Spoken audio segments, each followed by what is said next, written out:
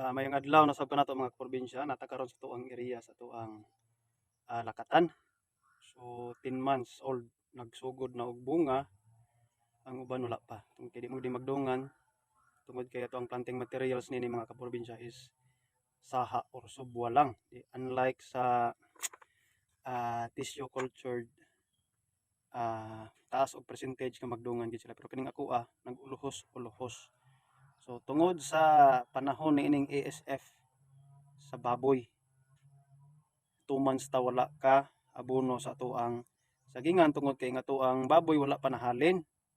So dagdag kapital pagpakaon niini ang atong halin sa tuang laing area dito paingon sa tuang pagpakaon sa baboy. So karon nakaluag ta tungod kay tong last Sunday naka-harvest na pud ta gamay, nakapanit lang ko og isa ka sako nga sulfate og 3 ka kilo nga potas.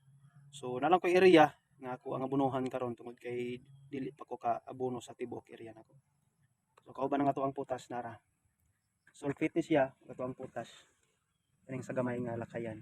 So pili-pilion lang nato tong possible na gyud nga huluganan og potas tungod kay nag-bearing fruits na ato ang area karon. So pakita na ko sa inyo mga kaprobinsya. So mo ni ammonium sulfate, potassium. So mo ning area mga kaprobinsya. Tungod sa kalinghod pa sa atong experience, mo na ni ang sitwasyon sa atong area. Di kita ka control sa sigatoka tungod kay wala tay saktong kapital nga mapalit ni adtong mga mahalon nga fungicide ug insecticide. So naga-spray lang ta niana. So nag-bearing fruits ng uban narao. Pero wala pa gid nakatilaw og plain nga potash. Although naka-apply na ta og complete fertilizer, kompleto naman to siya. Pero karon pa ta maka-apply og potash niini. So kana nagsunod kana wala pa na nagbunga. So dito sa likod na siya nabalot na nato.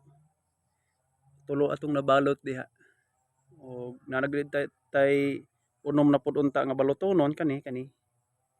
Kana pero nahutdan man ta og plastic bag, polybag.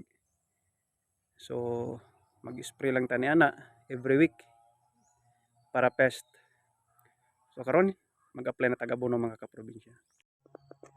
So kanilang isa ka puno ng ato ang isample mga kaprobinsya. Hapit na ni nagbunga, napoy followers. Si Kanjen og sulod na tag third gen gamay. Pero obserbahan pa nato na kung dili gani mayon tubo tanggalon nato na. So nga to ang first kwaon is potassium. Ano lang kadaghan mga kaprobinsya. Nagmay lang. Di lang nato idikit dito pud pikas.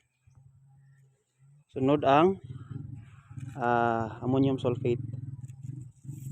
Ana patuyok lang gid gihapon nato. So ginana ka distansya lang mga kaprobinsya. Wala na to na ginadulit tungod kay mamunay makita man gud nato sa uban labi na tong mga veterans pa. So shout out sa inyo hang tanan. So katulang ako ma-share sa inyo karong adlaw mga kaprobinsya. So disclaimer once again, dili ta eksperto ni ining Lakatan farming, naga-base lang pud ta sa uban mga experience nga makita nato sa mga YouTube channel. So shout out once again diha sa Cotabato area, naglahing lugar mga Lakatan farmers kay Sir ni Oriendo, sa siya ka technician. So palihog og tanaw sa iyahang mga video tungod kay natay makuha ang mga informasyon dito. Kay Sir Noli, so, ipakita lang nako diha iyahang account to. Kay Sir Sherwin sa Antipas. So happy farming kanatong tanan and may the Lord God bless us all. All right.